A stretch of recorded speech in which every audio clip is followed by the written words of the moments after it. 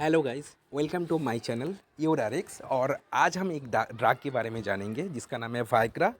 और इस पूरे वीडियो में हम लोग सीखेंगे, पहला है वायग्रा का यूज़ और मैकेनिज़्म भी सीखेंगे, उसके साथ साइड इफ़ेक्ट और कुछ सीवियर साइड इफ़ेक्ट, और कौन कौन यूज़ कर सकता है कौन कौन नहीं यूज़ कर सकता है। ये वाला पॉइंट बहुत ही इंपॉर्टेंट है, पूरा वीडियो अच्छे तरीके से देखना, ठीक है। बहुत सारा इम्पोर्टेंट साइंटिफिकली इंफॉर्मेशन है, ओके। तो मेडिकेशन वायग्रा, जिसका फाइजर कंपनी का इसका ब्रांड नेम है वायग्रा, और इसका कंपोजिशन है सिल्डेनाफिल। और ये जो सिल्डेनाफिल कैटेगरी ऑफ ड्रग है, जिस कैटेगरी में पड़ता है, PDE5 इनिबिटर में पड़ता है। तो उसके बारे में थोड़ा बाद में जानेंगे, पहले देख लेते हैं इस सिल्डेनाफिल यूज़ क्यों होता है, यूज़ कौन सी चीज़ में यूज़ होता है इसका। सिल्डेनाफिल यूज़ होता है इरेक्टाइल डिस्फंक्शन में। इरेक्टाइल डिस्फंक्शन मतलब जब सेक्स करने के टाइम पे पेनिस का हार्डनेस, जो स्ट्रेंथ, वो ज़्यादा देर तक नहीं रहता है, या तो फिर उसका मतलब डिस्ट्रॉय हो जाता है, तो तब सिल्डेनाफिल यूज़ करता है। तो इसके बाद हम लोग आ जाते हैं कि सिल्डेनाफिल जिस कैटेगरी में पड़ता है, PDE5 इनिबिटर फॉस्फोडाइएस्टरेज इनिबिटर। तो इस कैटेगरी में 4 ड्रग है। पहले देख लेते हैं इसका कैटेगरी में कौन सा ड्रग है। सिल्डेनाफिल है, टैडलाफिल है, अवनाफिल है और वर्डेनाफिल है। और ये चारों ड्रग PDE5 कैटेगरी में रहता है। तो PDE5 कैटेगरी में ये जो सिल्डेनाफिल और टैडलाफिल है, इंडिया में बहुत ज़्यादा इसका यूज़ है, और बाद में अवनाफिल वर्डेनाफिल बाहर में यूज़ होता है। तो हम लोग देख लेते हैं एक्चुअली क्या है ना, थोड़ा सा हिस्ट्री बता देते हैं कि सिल्डेनाफिल टैडलाफिल जो कैटेगरी का ड्रग, ये ड्रग एक्चुअली यूज़ होता था एंजाइना में, हार्ट के लिए। बाद में देखा गया इरेक्टाइल डिस्फंक्शन में इसका भी इफ़ेक्ट है, बहुत ही अच्छा इफ़ेक्ट है। तो मैकेनिज़्म के बारे में थोड़ा आ जाते हैं। तो मैकेनिज़्म क्या है, ड्यूरिंग पिनाइल जो इरेक्शन होता है, तब नाइट्रिक ऑक्साइड, तो हम लोग जानते हैं नाइट्रिक ऑक्साइड बहुत ही अच्छा वैसोडाइलेट है, मतलब वैसल को रिलैक्स करता है, ब्लड अच्छी तरीके से आता है। तो नाइट्रिक ऑक्साइड का यूज़ हम लोग देख चुके हैं कि एंजिना में भी बहुत अच्छा यूज़ है, वो वैसल को डायलेट कर देता है, रिलैक्स होता है, ब्लड अच्छा तरीके से आता है। तो नाइट्रिक ऑक्साइड जब निकलते हैं ना, एक बहुत सारा प्रोसेस में साइक्लिक GMP बोल के एक एंजाइम है, एक केमिकल है, जिसको तैयार करता है, उसका प्रोडक्शन करता है साइक्लिक GMP।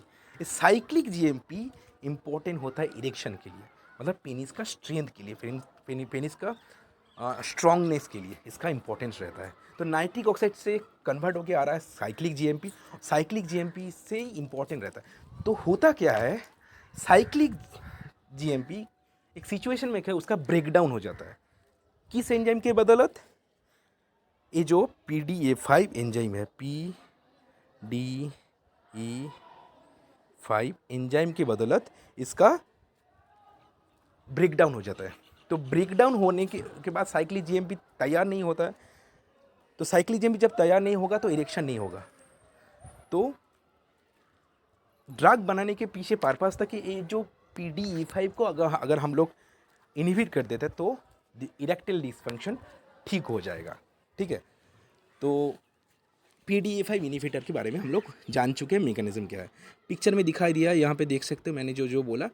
और PDE5 जो पिनाइल इरेक्शन के लिए इंपॉर्टेंट होता है, साइक्लिक GMP इंपॉर्टेंट होता है पिनाइल इरेक्शन के लिए। तो यूज़ कैसे करने, इस should be taken advice your doctor.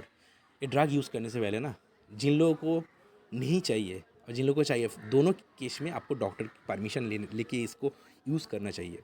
इसका डोज के बारे में जानना चाहिए, और यूज़ करना है सेक्स की 1 घंटा पहले या आधा घंटा पहले, ठीक है। और जो साइड इफेक्ट के बारे में हम लोग आ जाते हैं, ठीक है। और एक इम्पॉर्टेंट चीज़, एक दिन में ना 2 ड्रग कभी भी मत यूज़ करना, ये बहुत ही सीवियर अटैक हो सकता है बॉडी में। कॉमन साइड इफेक्ट हेडेक होता है, बॉडी पेन होता है, नो स्टिफनेस होता है, और विजन प्रॉब्लम है। ये वाला पॉइंट बहुत इंपॉर्टेंट है। विजन प्रॉब्लम जब ज़्यादा देर तक हो रहा है ना आपका, तो आपको डॉक्टर के पास जाना चाहिए, क्योंकि रेटिना में ये इफेक्ट रहता है सिल्डेनाफिल का, PDE5 कैटेगरी का ड्रग का। और सीवियर कुछ साइड इफेक्ट है जिसके बारे में हम लोग जानेंगे। प्रियाफिज्म, व्हाट इज़ दी प्रियाफिज्म, एक्चुअली इसको बोला जाता है प्रोलॉन्ग इरेक्शन, मतलब पेनिस बहुत ज़्यादा टाइम तक माने सेक्स करने के बाद भी आपका इरेक्शन बना रहा है, तो ये अगर होता है तो 4 घंटे के ऊपर, अगर 4 घंटे के ऊपर भी आपको ठीक नहीं हो, नॉर्मल नहीं हो रहा है ना फिनिश, तो आपको डॉक्टर के पास इमरजेंसी जाना चाहिए। It's emergency condition. 1 घंटे के बाद नहीं आ रहा तो आप चले जाओ, तो कोई प्रॉब्लम नहीं है, तो मेडिसिन से ठीक हो जाएगा। और उसके बाद है टॉलरेंस। एक्चुअली ये ड्रग यूज़ अगर रेगुलरली आप कर रहे हो तो आपका दिमाग में वो बैठ जाता है कि इसी ड्रग के खाने से मेरा सेक्स अच्छा होगा, मतलब मुझे मेरा जो सेक्सुअल एक्टिविटी बहुत ही अच्छा होगा, तो इसका टॉलरेंस बढ़ जाता है। आज 25 mg यूज़ करो, कल 50 mg यूज़ करो, कल 100 mg यूज़ करो, 200 mg यूज़ करो, टॉलरेंस बढ़ जाता है बॉडी में। और किसको लेना नहीं चाहिए, बहुत ही इंपॉर्टेंट पॉइंट है, those who have a allergy on this medicine. जो मेडिसिन यूज़ करने के उसका एलर्जिक रिएक्शन आ रहा है, बहुत पहले आया था, उसको दोबारा नहीं यूज़ करना चाहिए। आई प्रॉब्लम, जिन लोग का आई प्रॉब्लम है, मैंने पहले बता चुका हूँ कि आई प्रॉब्लम में इसका बहुत ही इफेक्टेड रहता है, ज़्यादा देर तक आपका विजन प्रॉब्लम अगर रहता है। और नाइट्रेट, एंजाइना का जो पेशेंट है उन लोगों को नाइट्रेट दिया जाता है, तो नाइट्रेट भी यूज़ किया, उसके साथ साथ सिल्डेनाफिल भी यूज़ किया, तो क्या होगा, ब्लड प्रेशर खतरनाक तरीके से डाउन होगा, आपका हार्ट अटैक हो सकता है।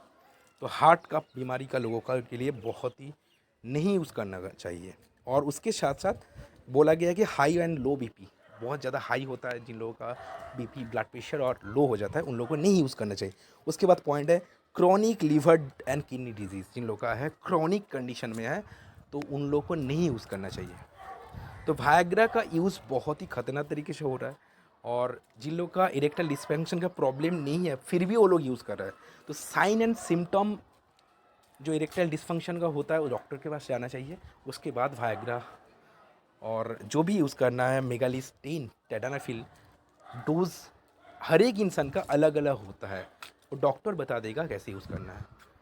तो थोड़ा सा जान चुके हैं, और जो अच्छा लगा तो कमेंट करो, जो वीडियो में मैंने जो बताया, और लाइक भी करो, सब्सक्राइब करो, और कुछ शेयर कर दो भाई।